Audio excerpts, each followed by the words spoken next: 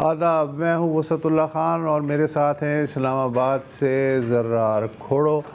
आज़ाद कश्मीर में हफ्ते भर के हंगामों के बाद रफ्ता रफ्ता ज़िंदगी बहाल होनी शुरू हो गई है। इस पे हम आगे चल के बात करेंगे। स्मूथ फ्लोटेला तो आपको याद होगा, इसमें 2 पाकिस्तानी थे, एक साबिक़ सेनेटर मुश्ताक़ अहमद ख़ान और एक थे उज़ैर निज़ामी। मुश्ताक़ अहमद ख़ान जो हैं वो 130 दीगर यरगमालियों के साथ बखैरियत अम्मान पहुँच गए हैं, जबकि उज़ैर निज़ामी जो हैं वो लाहौर पहुँच गए हैं। तो आज हम उज़ैर निज़ामी से भी गुफ्तगू करेंगे कि उन पे क्या बीती और क्या हालात थे फ्लोटेला में, चूँकि वो फ्लोटेला का हिस्सा थे। आपको शायद अच्छी तरह से मालूम है कि आज 7 अक्टूबर है और 2 साल मुकम्मल हो गए हैं गज़ा में इसराइली फ़ौज कशी और नस्ल कुशी को। आज से तीसरा साल शुरू हो गया है। बमबारी आज के 7 अक्टूबर में भी जारी है, जबकि काहिरा में हमास, मिस्र और कतर और अमेरिका और इसराइल डायरेक्ट इनडायरेक्ट गुफ्तगू कर रहे हैं कि जो ट्रंप प्लान है उसकी निटी-ग्रिटीज़ को रियलिस्टिक अंदाज में फील्ड में कैसे नाफिज किया जा सकता है। हमास ने पहली बार वाज़े तौर पे अपना मौक़िफ़ पेश किया है। चीज़ें अब फ्लोट कर रही हैं, लेकिन हर मिनट के साथ गज़ा में एक मौत भी वाक़ हो रही है, चाहे बमबारी से चाहे भूख से। ज़रार खोड़ो पिछले 2 साल से मुसलसल गज़ा का सेगमेंट जो हैं वो बनाते रहे हैं। आज 7 अक्टूबर को भी ज़रार, क्या कहेंगे आप? कहने को बच भी क्या गया है वो सर। पिछले 2 सालों से हम सब ने वैसे कई सहाफ़ियों और दुनिया भर में कई मीडिया ग्रुप्स ने लम्हा ब लम्हा कवरेज की है गज़ा में, गज़ा की नस्ल कुशी का। हमने भी यही किया है, कोशिश रही है कि तकरीबन रोज़ाना इसका सेगमेंट हो।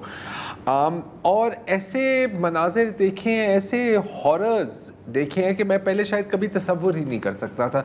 कौन कभी सोच सकता था कि एक ऐसी वीडियो भी देखने को मिलेगी कि एक बच्चा, एक बेबी जो अपनी माँ की कोख में उसका सर कलम किया गया है। मतलब ये तो मेरा ख्याल है कि दुनिया भर की अगर आप हॉरर फिल्म मेकर्स या हॉरर राइटर्स को एक कमरे में इकट्ठा करें और कहें कि यार आप सोचें कि सबसे बदतरीन मनाज़िर क्या हो सकते हैं, तो वो भी शायद ऐसी चीज़ें ना आपको दिखा सके। हमने देखा है कि घर हों, हस्पताल हों, स्कूल्स हों, सब तबाह किए गए हैं। ज़राई ज़मीन तबाह की गई है। पूरे ख़ानदानों को, मतलब कि 4-4, 5-5, 100 फ़र्दों पर मुश्तमिल ख़ानदानों को सफ़ाए हस्ती से मिटा दिया गया है। अभी आप बात कर रहे थे कि कुछ बमबारी से मारे जाते हैं, कुछ गोलियों से, कुछ भूख से। 450 लोग भूख से मरे नहीं, भूख से मारे गए हैं और इनमें बहुत बड़ी तादाद बच्चों की है। इनफैक्ट ये तो हम अच्छी तरह से जानते हैं, इस पर कई बार बात की है कि इतनी चाइल्ड कैजुअल्टीज़ शायद किसी दुनिया के, मतलब कम अज़ कम मॉडर्न वर्ल्ड के किसी भी जंग या किसी भी कॉन्फ्लिक्ट में हमने नहीं देखी। हमने कभी नहीं देखा कि किसी भी मैदान जंग में इतने सहाफ़ी मारे गए हों।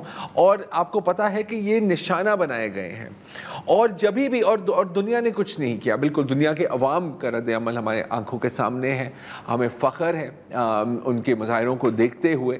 लेकिन जहाँ तक दुनिया की हुकूमतें हैं, चाहे वो मगरबी ममालिक हों, चाहे वो मुस्लिम ममालिक हों, तो कोई ठोस इक़दाम तो किसी ने नहीं लिए। और जब भी अक़वाम मुत्तहिदा की सिक्योरिटी काउंसिल में कोई थकी हुई रेजोल्यूशन भी सामने आती है कि यार एक जंग बंदी होनी चाहिए, इसराइल की कुछ थोड़ी बहुत मजम्मत हमें करनी चाहिए, तो अमेरिका का एम्बेसडर, चाहे वो मर्द हो चाहे वो खातून हो, वहाँ हाथ अपना रेज़ करते हैं और नस्ल कुशी जारी रहती है। तो मैं आपको अभी वसत अदाद व शुमार नहीं गिनाना चाह रहा, इतने लोग शहीद, हमें पता है कि लाखों की तादाद है।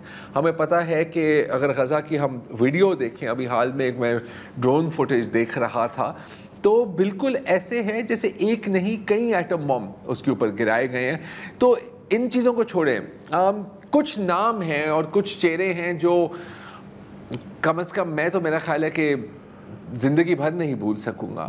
सर फ़हरिस्त हैं हिंद रजब, एक 6 साल کی لڑکی 6 سال اس کی عمر تھی صرف, اور وہ ایک گاڑی میں اپنے والد اور اپنے کزنز کے ساتھ غزہ سے مطلب کہ غزہ کے ایک علاقے سے دوسرے علاقے میں جانے کی کوشش کر رہی تھی جب اسرائیلی ٹینکوں نے اس گاڑی کو گھیرا اور 400 سے زائد گولیاں ہند رجب پر برسائیں ایک چھوٹی ایک 6 سال کی لڑکی پر.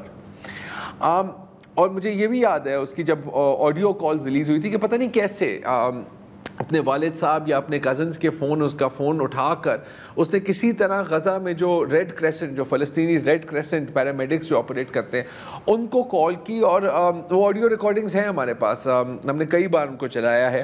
اور ایک کال میں وہ بات کر رہی ہے, اب ظاہر ہے کہ جو ان سے بات کر رہے ہیں اور ہند سے بات کر رہے تھے وہ چاہ رہے تھے کہ وہ بات کرتی رہے تاکہ اس کا تھوڑا سا ذہن کہیں اور لگے, تو وہ بالکل خاموش تھی. اور اس سے پوچھا گیا کہ بیٹا تم کچھ کہہ کیوں نہیں رہی, اور وہ کہتی ہے کہ کیونکہ جب میں اپنے منہ کھولتی ہوں میرے منہ سے خون نکلتا ہے اور وہ میرے نئے کپڑے ہیں اور اگر ان پہ داغ لگ گیا تو میری امی ناراض ہوں گی. اور ہند رجب کی پھر لاش ہی ملی ہمیں, اور ان پیرامیڈکس کی لاش بھی ملی جو وہاں پر ان کو ریسکیو کرنے جا رہے تھے, اور اسرائیل نے ان کو بھی قتل کیا. ہمیں قاتل کی بھی شناخت ہو گئی ہے. یہ اسرائیل کے آرمرڈ ڈویژن کے لیوٹیننٹ ہیں, لیوٹیننٹ کرنل بینی اہرون. لیکن ظاہر ہے ہمیں پتہ ہے کہ کچھ نہیں ہوگا, انصاف کبھی نہیں ملے گا, اس کو کبھی وار کرائمز کے لیے ٹرائی نہیں کیا جائے گا. اور پھر ہے خالد نبہان, آپ اچھی طرح سے آپ کو یاد ہوگا خالد نبہان صاحب جن کے پوتی پوتیوں کو قتل کیا گیا تھا. بے حد پیار کرتے تھے اپنے پوتی پوتیوں کے ساتھ, کہتے تھے کہ تم میری روح کی روح ہو. اس کا بڑا ایک مشہور ان کا جو فقرہ ہے وہ پوری دنیا بھر میں وائرل ہوا, آپ کہہ سکتے ہیں, سول آف مائی سول.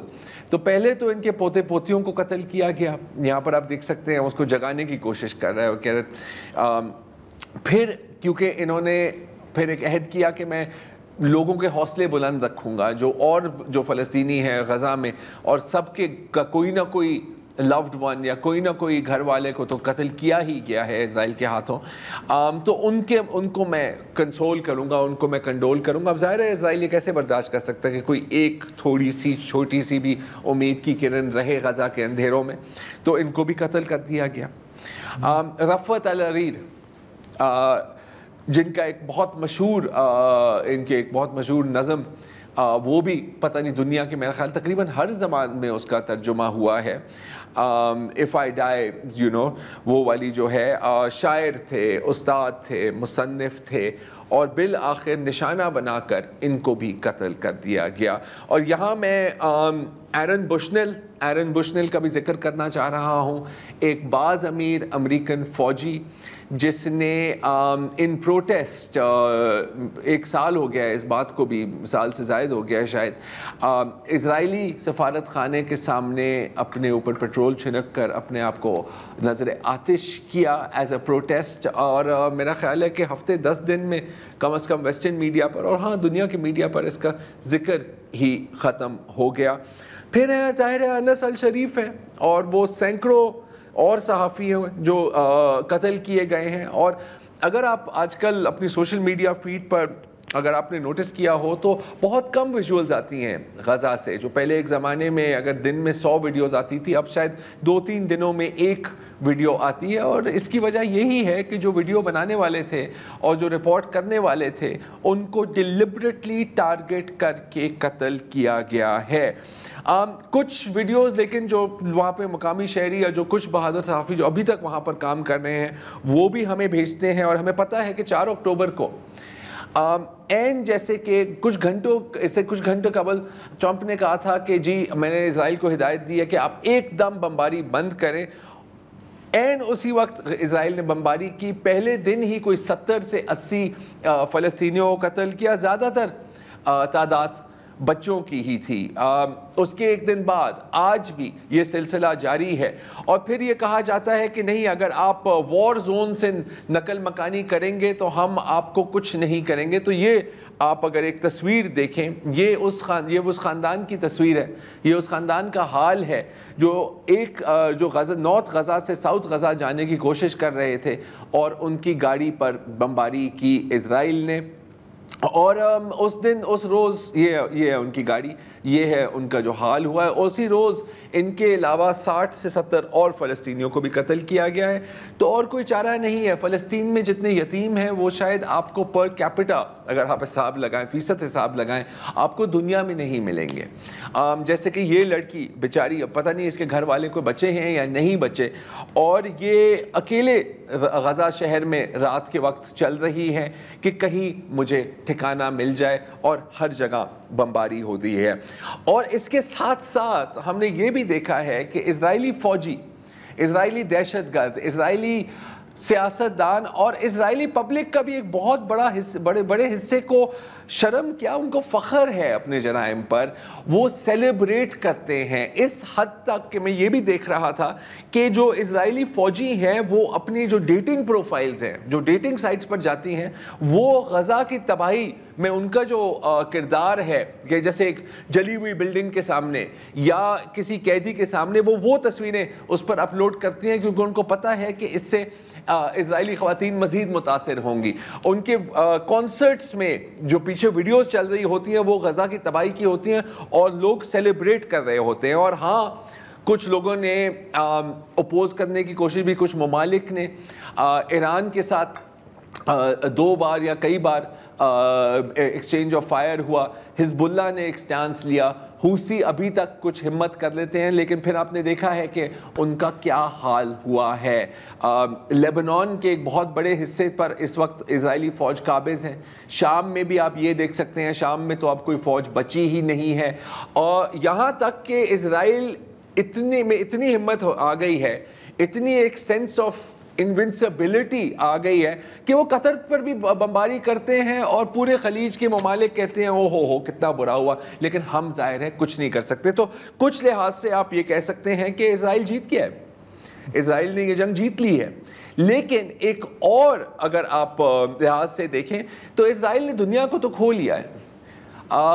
لاکھوں لوگ، سینکڑوں، پتہ نہیں اب تو میں سے گنا بھی نہیں جاتا کہ کتنے لوگ پچھلے 2 سالوں سے مستقل روڈوں پر نکل رہے ہیں، مستقل احتجاج کر رہے ہیں. ہم نے دیکھا ہے کہ کچھ حد تک اب امریکہ میں بھی اور مغربی ممالک میں بھی، حالانکہ ایک وقت پہ تو آپ کو پتہ ہے کہ آپ تصور ہی نہیں کر سکتے تھے، اگر آپ نے اسرائیل کے خلاف کوئی بات کی تو آپ پہ تو یہود دشمنی کا الزام لگ جاتا تھا، اور آپ کا پولیٹیکل کریئر، آپ کا شو بزنس کا کریئر، آپ کی جو بھی نوکری ہے وہ چلی جاتی تھی. یہ چیز کچھ حد تک بدل رہی ہے، لیکن ظاہر ہے کہ اتنی تیزی سے یہ نہیں بدل رہی کہ فلسطینیوں کی جانیں بچ جائیں گی. اسی تو ایک لحاظ سے مطلب غزہ ایک قبرستان ہے جی، لیکن اس قبرستان میں صرف فلسطینی نہیں دفن، اس قبرستان میں انسانیت، صحافت، مغربی ممالک کے اصول اور مسلمان ممالک کی غیرت بھی دفن ہے. لیکن پھر بھی وسعت، آپ نے سمود فلوٹیلا کا ذکر کیا تو ہمیں فخر ہے کہ کچھ لوگوں کے ضمیر ابھی بھی اتنا اس حد تک جاگا ہوا ہے، ان میں اتنی ہمت ہے کہ حالانکہ ان کو پتہ ہے کہ اسرائیل کس طرح کی ریاست ہے، وہ پھر بھی اپنی جان ہتھیلی میں لے کر انہوں نے غزہ کا رخ کیا چھوٹی کشتیوں میں. کوئی وہاں ان کے پاس بیٹل شپس نہیں تھی، کوئی ڈرونز نہیں تھی، کوئی ٹینکس نہیں تھی، کوئی F-16 نہیں تھے ان کو بچانے کے لیے.